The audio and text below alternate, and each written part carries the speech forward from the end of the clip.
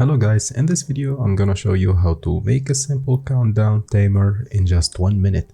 Just go to Canva/AI and click code for me and search for a simple countdown timer.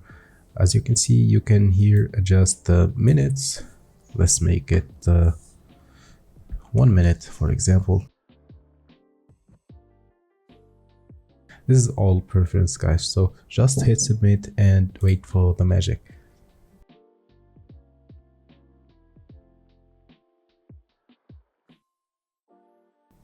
And that's it, guys. This is our meditation timer. So let's hit start. It will start counting. As you can see, it's pulsing, and that's it, guys. And that's it, guys, for today's video. If you find this video helpful, make sure to like and subscribe and comment. If you have any question, I will answer it all, and thank you.